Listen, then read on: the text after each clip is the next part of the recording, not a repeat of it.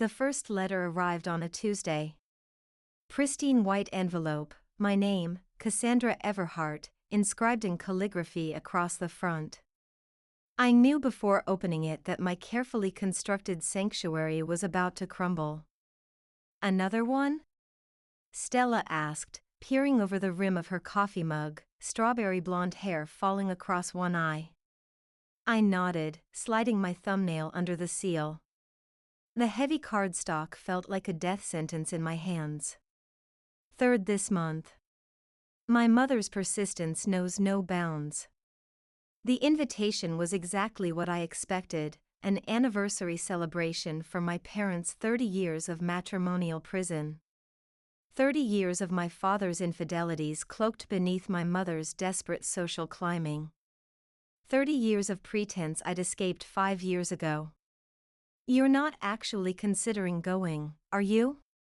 Stella set her mug down with enough force to slosh coffee onto our shared apartment's worn coffee table.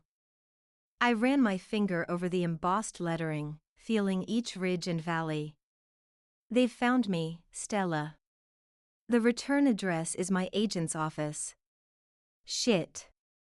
She sank onto the couch beside me. How? Money. Influence. Desperation. I shrugged, though my shoulders felt weighted. Take your pick. What the invitation didn't mention was what would await me if I returned: Brandon Whitley III, heir to the Whitley shipping fortune, and my parents' last desperate grasp at financial salvation. At 29, I was apparently past my prime in the marriage market, but my mother had assured me that Brandon was willing to overlook my advanced age in exchange for the Everhart name, tarnished as it was by my father's gambling and my own scandalous departure. What are you going to do? Stella's voice had softened, understanding the gravity behind my family's seemingly innocuous invitation. I tucked the invitation back into its envelope. Nothing. I'm filming the season finale tomorrow. I have lines to memorize. But as I retreated to my bedroom, script in hand, the words blurred before my eyes. 5 years of silence, of rebuilding myself from the frightened girl who fled in the night to the woman whose face now graced billboards across Los Angeles. 5 years of becoming Cassandra Everhart, not the porcelain doll my mother had tried to shape me into. Now they'd found me, and that could only mean one thing: they needed something. And in the Everhart family, needs always came with handcuffs. My phone buzzed. Mira, my agent. Darling, tell me you're ready for tomorrow's madness. Her voice was champagne and cigarettes, even at 10 in the morning. Almost, I lied, glancing at the script I'd barely touched. Mira, did you give my parents my address? The silence that followed was answer enough. They're very persuasive people, your family, she finally said. Your father mentioned something about production funding for your next project. You know how tight things have been since the network changes. The betrayal stung, but not as much as it would have before. Hollywood had taught me that loyalty was as flexible as the truth on a press tour. I see. I kept my voice neutral, a skill honed from years of reading lines.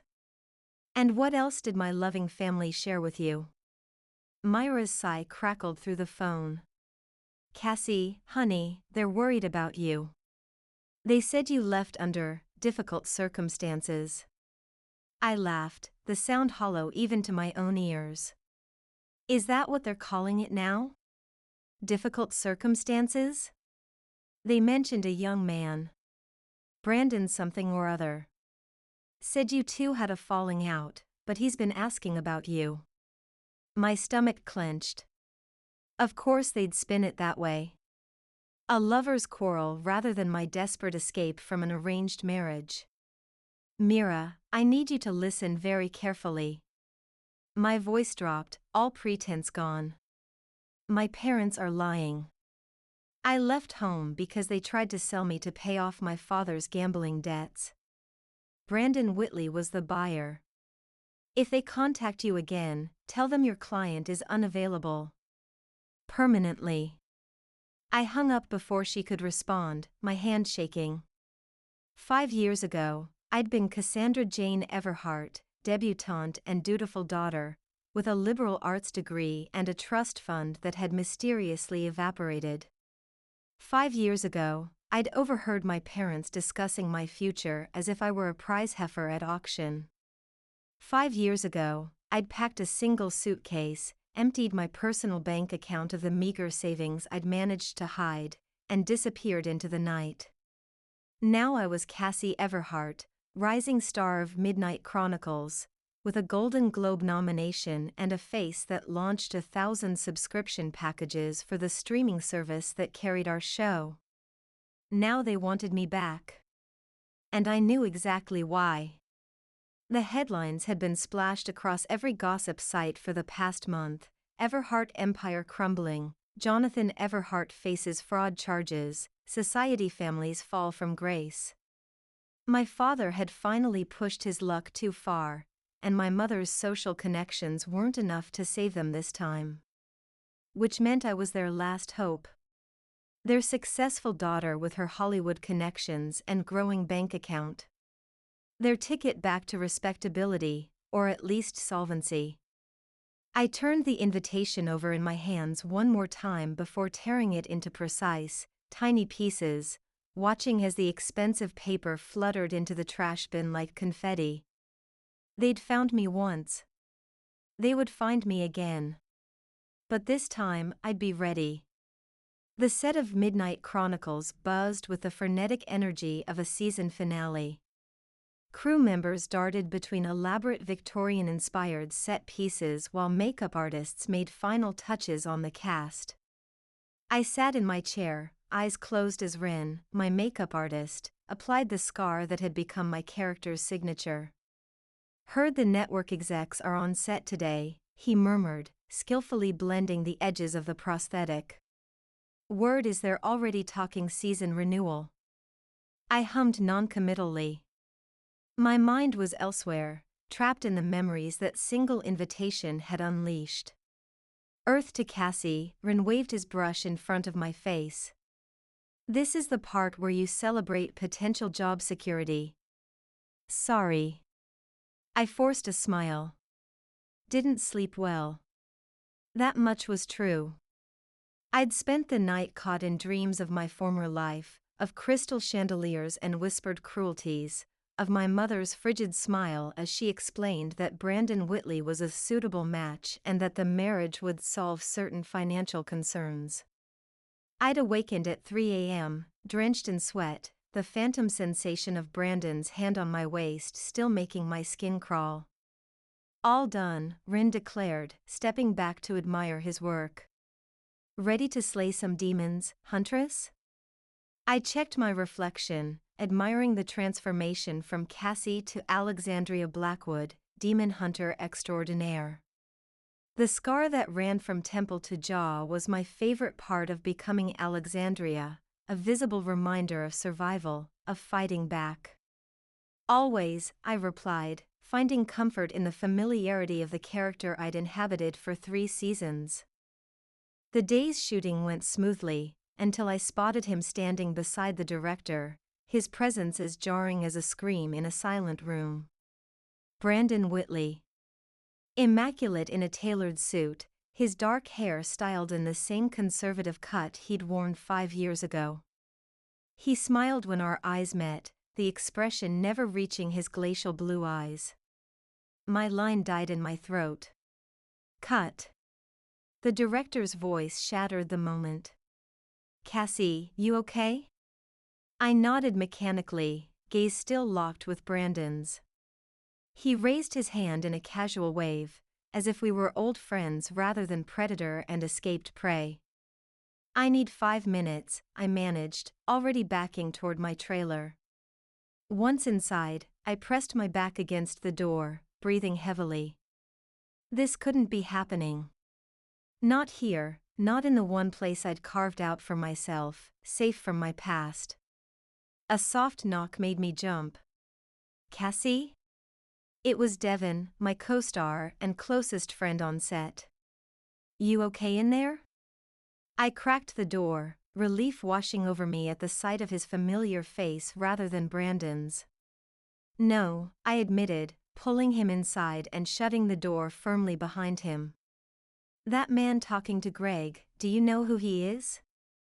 Devin peeked through the small window. Suit guy? No, but he screams executive or investor. Why? What's going on? I sank onto the small couch, suddenly exhausted. That's Brandon Whitley. He's from my past. A past I've been running from. Devin sat beside me, his expression serious. The arranged marriage guy?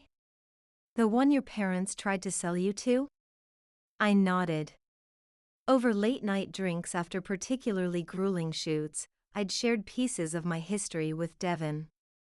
Never the full story, but enough for him to understand why I never went home for holidays, why I changed the subject whenever family came up in interviews.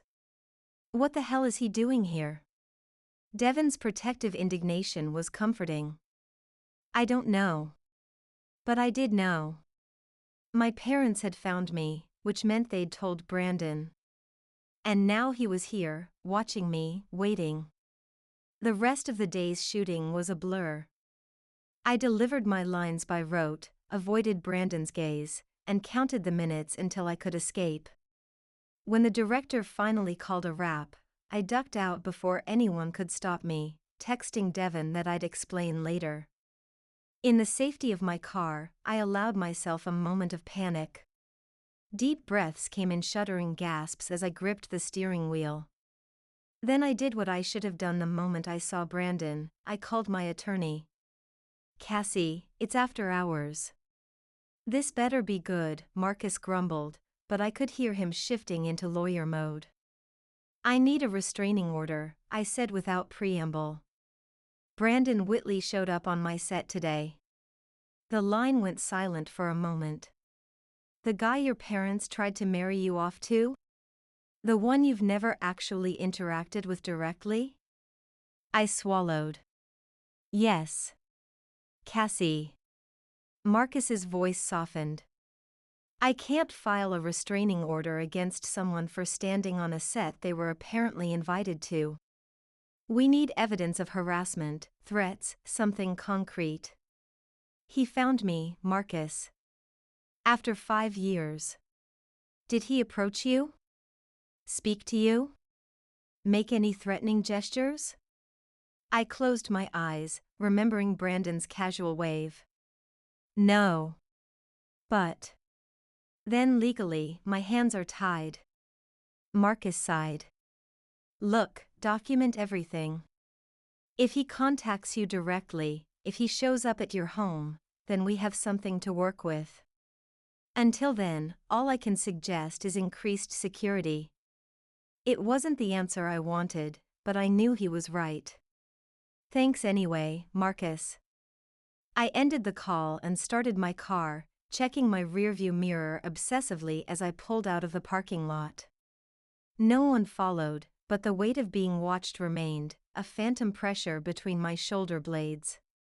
By the time I reached my apartment, my momentary panic had hardened into resolve. I wasn't the same naive girl who'd fled into the night. I wouldn't be intimidated, not anymore. Stella was waiting, concern etched across her features. Devin called. Said some creep from your past showed up on set? I tossed my keys onto the counter, kicking off my shoes. Brandon Whitley, in the flesh. Looking exactly as entitled as he did 5 years ago. Holy shit.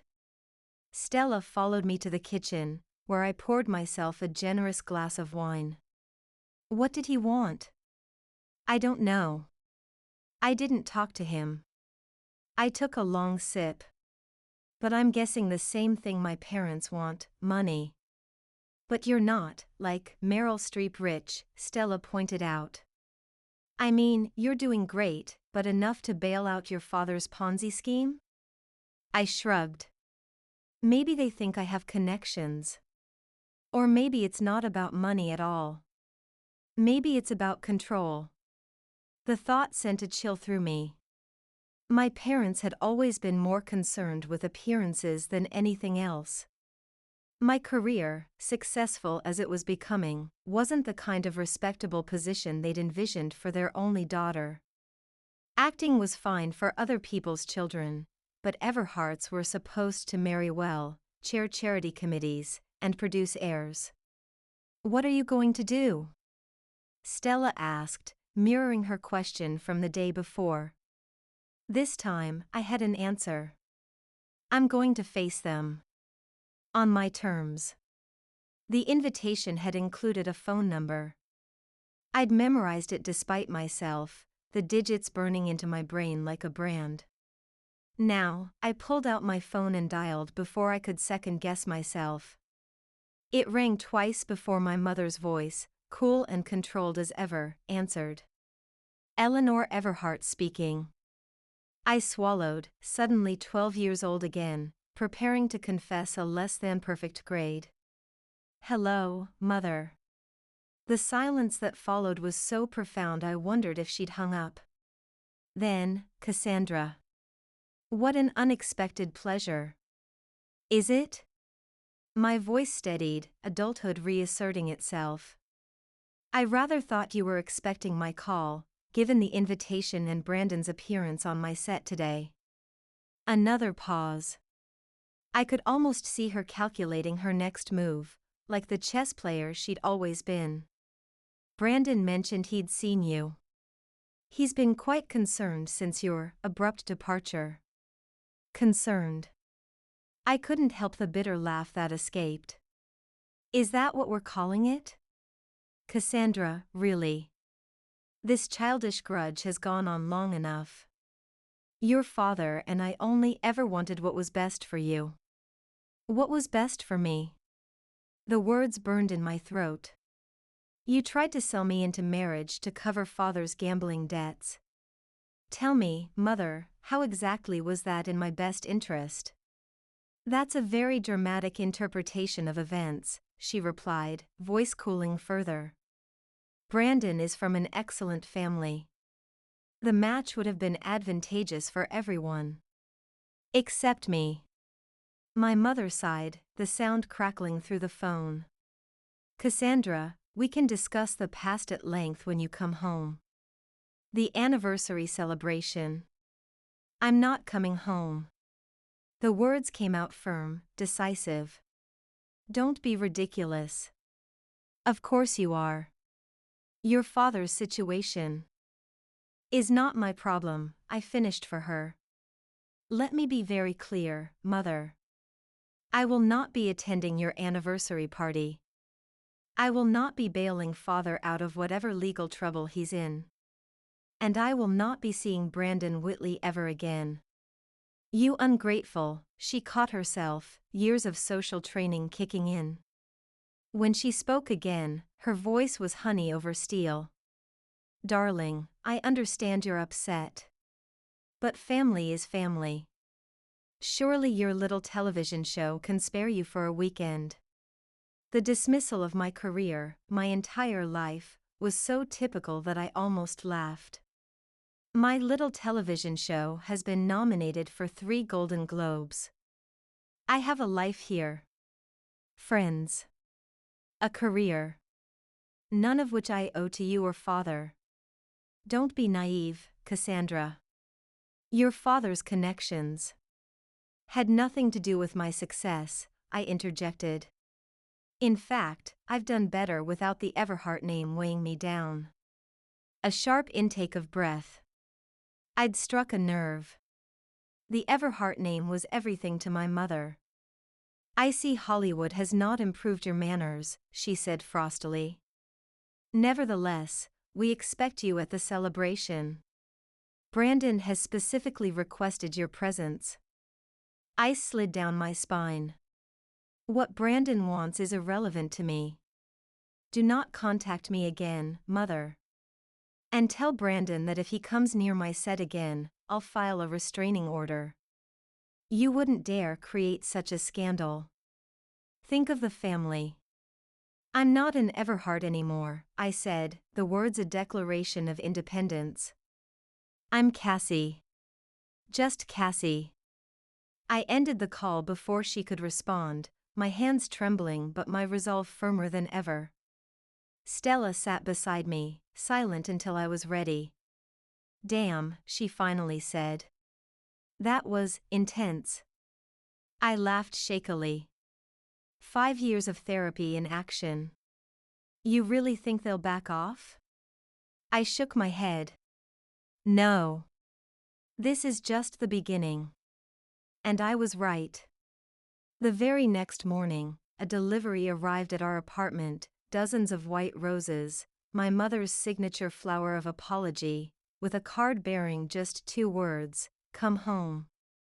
I dumped them directly into the trash. 3 days later, our season finale aired to record viewership. My social media exploded with fan theories and praise for Alexandria's climactic confrontation with the season's villain. Under normal circumstances, I would have been riding the high of a successful season wrapped, but Brandon's appearance on set had cast a shadow over everything. Devin insisted on taking me out to celebrate anyway, dragging me to our favorite dive bar where the bartenders knew us well enough to keep fans at bay. To Alexandria Blackwood, he toasted, raising his glass. May she continue to kick supernatural ass for many seasons to come. I clinked my glass against his, forcing a smile. If we get renewed. Please. Devin rolled his eyes. The network would be insane to cancel now. Rumor has it they're already scouting locations for next season. I took a sip of my drink, the familiar burn of whiskey momentarily drowning out my anxiety. That's good. I could use the job security. Devin studied me, his expression serious. You're still freaked about Suit Guy, aren't you? Brandon, I corrected automatically. And yes. My mother called last night. Again. What did she want?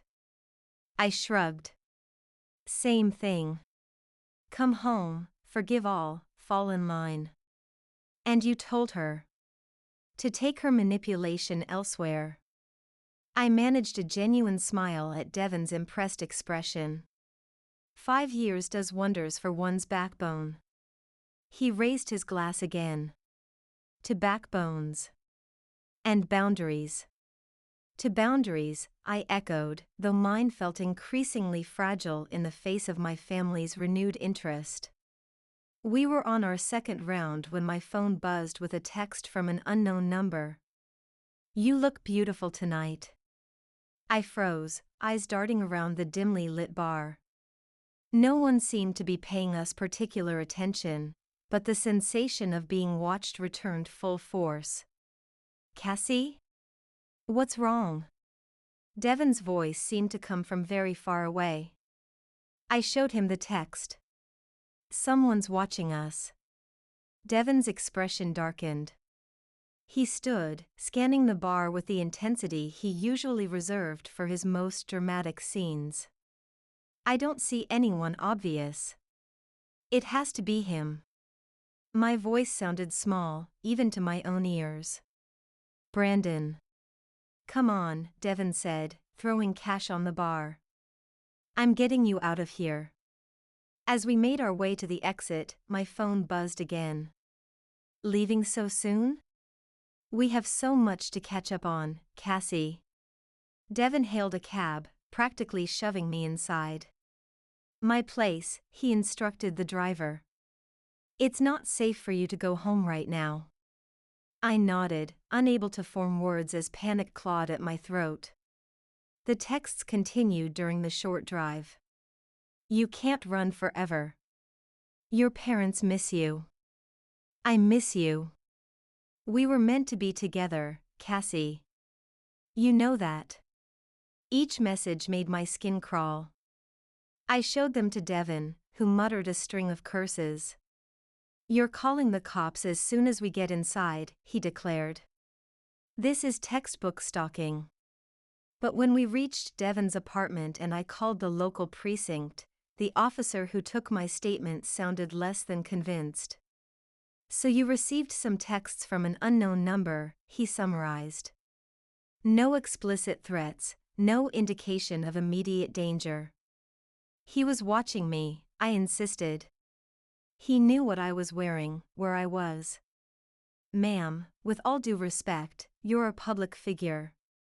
It could be any fan who recognized you at the bar and found your number online. My number isn't online, I countered. It's private. Family members have it, the officer asked. I hesitated. Yes, but could be someone in your circle who shared it. Or a data breach. Look, if the texts escalate into actual threats, or if this person shows up at your residence, call us back. For now, I recommend blocking the number. The dismissal stung, but I thanked him anyway and ended the call. Useless, Devon muttered. Completely useless. I sank onto his couch, the adrenaline of the evening leaving me exhausted. It's fine. I don't know. Change my number again. You shouldn't have to keep running, Cass. I smiled wryly. And yet, that seems to be what I do best. Devon sat beside me, his expression serious. Stay here tonight. Tomorrow we'll get you a security system for the apartment. Maybe even a bodyguard. On my salary? I laughed weakly. On the network salary, he corrected. I'll talk to Greg. Explain the situation. They have a vested interest in keeping their star safe. I wanted to protest that I wasn't the star, that our show was an ensemble, but exhaustion won out. Thanks, Dev. By morning, my momentary panic had faded, replaced by a simmering anger. I'd spent 5 years building a life for myself, creating a career on my own terms. I refused to be chased away by Brandon's obsession or my parents' manipulations. I called Marcus again, this time armed with screenshots of the texts. This is better, he admitted. Not a slam dunk for a restraining order, but definitely concerning. Can you prove it's Whitley? Who else would it be? I demanded. The legal system requires evidence, Cassie, not just reasonable suspicion. Look, I'll file the paperwork, but be prepared for an uphill battle without concrete proof. Frustration burned in my chest, but I thanked him and ended the call. I needed to be smart about this. Strategic. My parents hadn't raised a fool, even if they'd tried to raise a pawn. Devon drove me home so I could change clothes before our scheduled meeting with the network executives. The apartment was quiet, Stella already gone for her shift at the hospital where she worked as a nurse. I'll wait, Devon offered, but I shook my head. I'm fine. Just need a quick shower and fresh clothes. Go on ahead, I'll meet you at the studio. Reluctantly, he left, making me promise to call immediately if anything seemed off. Alone in the apartment, I double-checked the locks before heading to my bedroom. The shower helped clear my head, hot water washing away some of the residual anxiety from the previous night. As I tailed off, I mentally prepared for the meeting ahead. We'd be discussing potential storylines for next season, assuming the renewal came through. It was an exciting opportunity, one I'd worked hard for. I was selecting an outfit when my phone rang, Mira, my agent. Morning, superstar, she chirped. Ready for the big meeting? Almost, I replied, pulling a blouse from my closet. Just getting dressed. Well, hurry up. I've got news that'll make your day. The network loves you. Like, loves you. They're talking about centering next season's marketing campaign on Alexandria. Despite everything, a thrill of excitement ran through me. Seriously? Would I lie to you, darling? Now, there are a few conditions. I paused, suspicion creeping in. What kind of conditions? Mira hesitated, never a good sign. There's an investor interested in backing the show. Someone with deep pockets who specifically asked about featuring your character more prominently. My stomach dropped. Let me guess. Brandon Whitley? The silence on the other end confirmed my fears. Cassie, honey, I know you have history with him, but this is a huge opportunity. The network is struggling financially, a lot of shows are getting cut. With Whitley's backing, Midnight Chronicles could be safe for multiple seasons.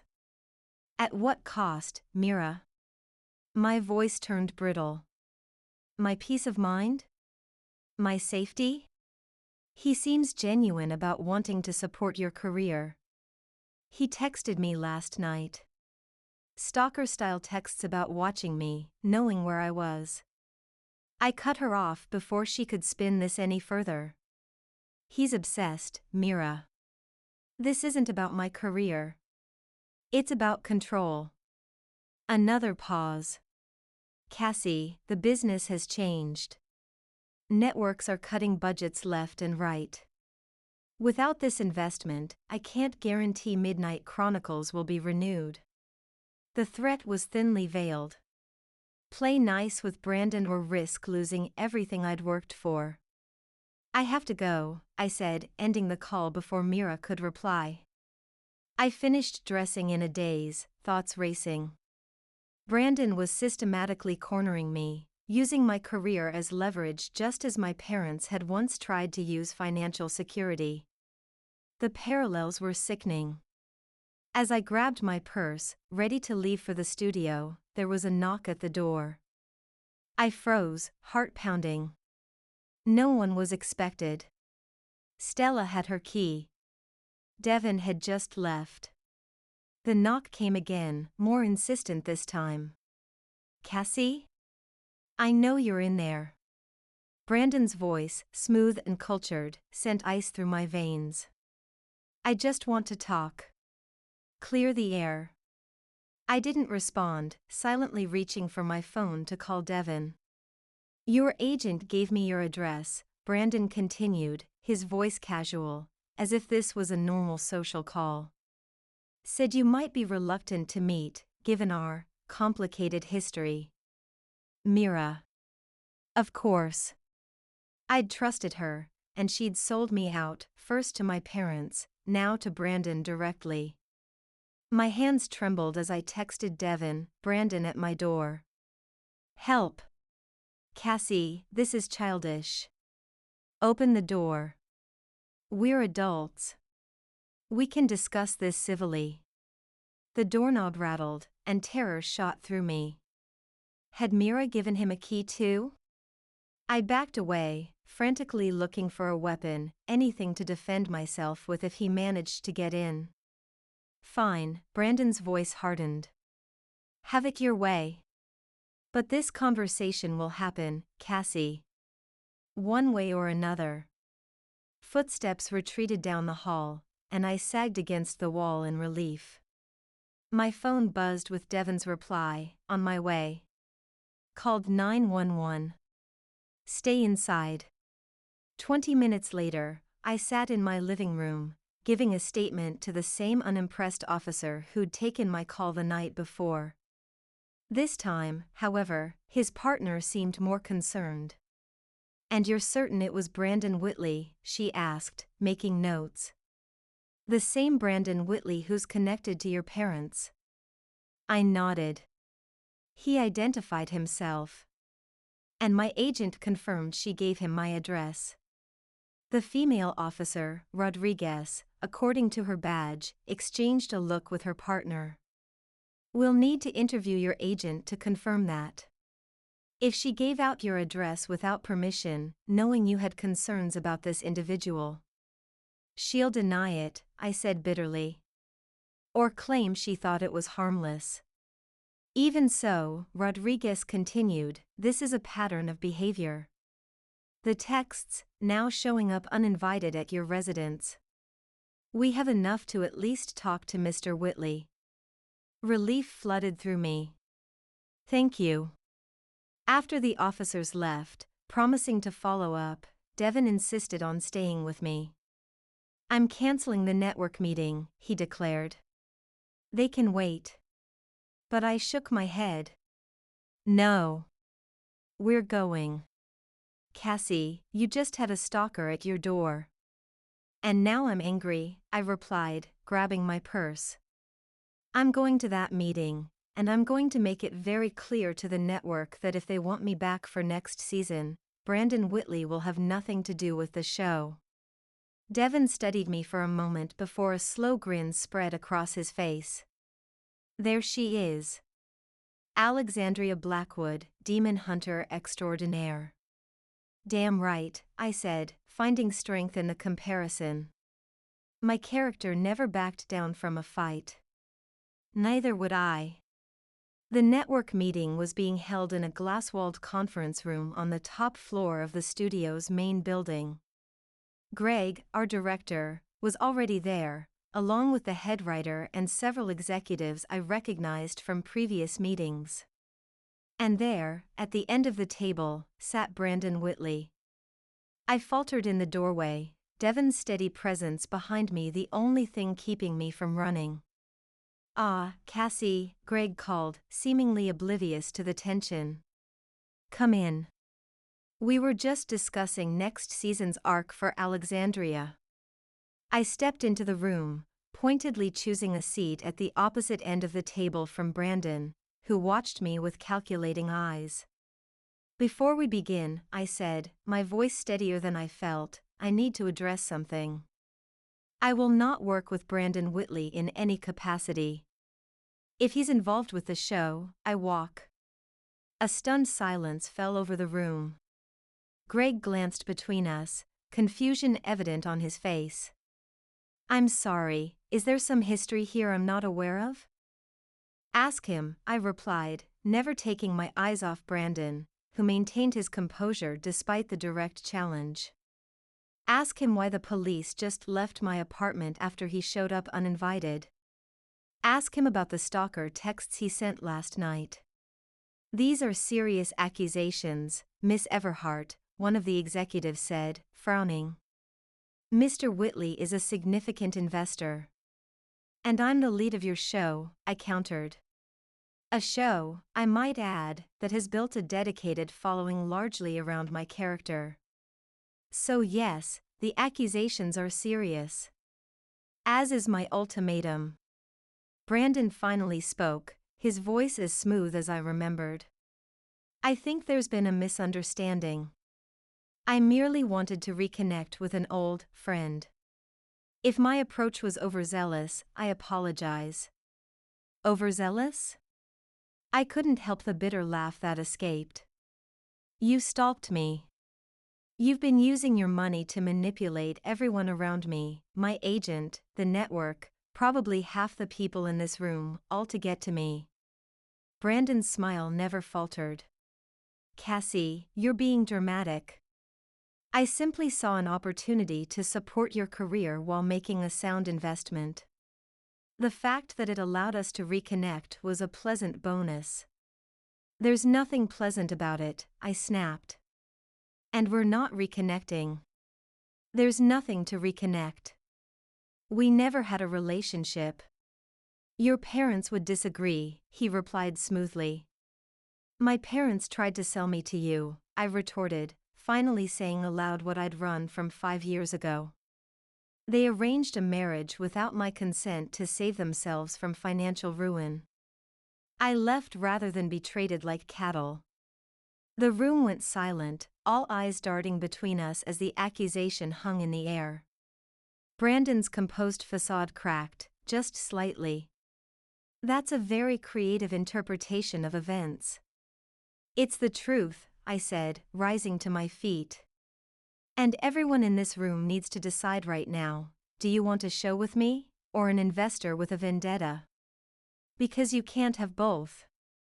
The executives exchanged glances, clearly taken aback by the ultimatum. Cassie, Greg began, his tone placating. Let's not be hasty. I'm not being hasty. I'm being clear. I gathered my things. You have until the end of the week to make your decision. Mr. Whitley here can fund whatever he wants, but it won't include me. With that, I turned and walked out, head held high, heart pounding so hard I thought it might burst from my chest. Devin followed close behind, a silent support until we reached the parking lot. That, he declared as soon as we were alone, was the most badass thing I've ever seen. A hysterical laugh bubbled up from my chest. Oh God. I just threatened to quit the biggest job of my career. You stood up for yourself, Devin corrected. Finally. I leaned against my car, suddenly exhausted. What if they choose him? His money? Devin snorted. Not a chance. The show revolves around Alexandria. They'd have to recast or completely rewrite, neither of which is happening this late in the game. I hope you're right, I murmured, though doubt gnawed at me. Hollywood was unpredictable, loyalty as changeable as the tides. For the next 3 days, I heard nothing from the network. Each hour of silence increased my anxiety, my certainty that I'd destroyed everything I'd worked for in a moment of defiance. Stella and Devin took turns staying with me, neither willing to leave me alone with Brandon still at large. Officer Rodriguez called to inform me they'd spoken to Brandon, who had denied sending the texts but admitted to visiting my apartment to clear up a misunderstanding.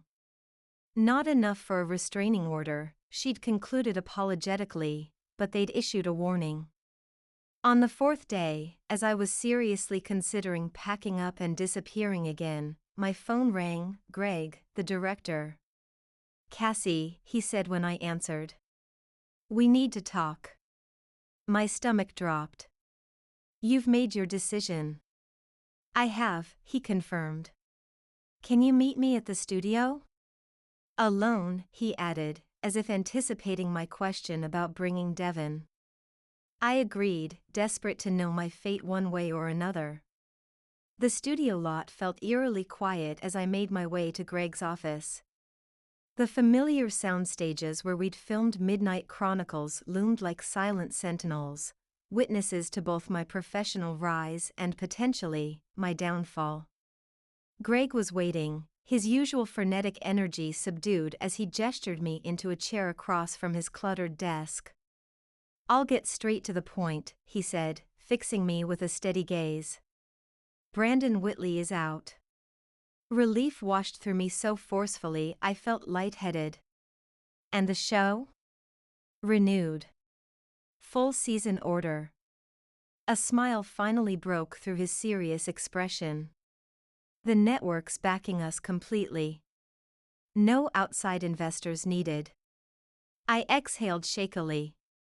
What changed their minds? Greg leaned back, running a hand through his salt and pepper hair. Let's just say after your bombshell in the meeting, several people did their homework on Mr. Whitley. Turns out your parents aren't the only ones with financial improprieties. The network decided he was too much of a liability. The irony was almost too perfect. Brandon's own questionable dealings had saved me from him, just as my parents' machinations had once driven me away. And there's something else, Greg continued, sliding a thick script across the desk. We're expanding Alexandria's backstory next season. Running from her past, building a new identity, facing her demons, both literal and figurative. I touched the script, understanding dawning. You're using my story. Inspired by, Greg corrected gently. If you're comfortable with it. The writers think it could be powerful. Tears pricked at my eyes as I nodded. Yes. I'd like that. 3 months later, as cameras rolled on the season premiere, I stood transformed as Alexandria, facing down my character's past with the same strength I'd found to confront my own. My parents remained distant, occasional text messages that I mostly ignored. Brandon had disappeared back to whatever privileged corner he'd emerged from. And I had found something I never expected, not just success or independence, but a voice. A platform to tell stories that might reach others trapped in golden cages of their own. Action! Greg called. I stepped forward into the frame, Alexandria's scar a badge of honor across my cheek, her words, my words, a declaration of freedom. Some prisons have no bars. Some chains are forged of expectations, of family names, of duty. But I broke free. And I will never be bound again. The camera captured my smile, genuine, triumphant, as I faced forward into a future entirely of my own making.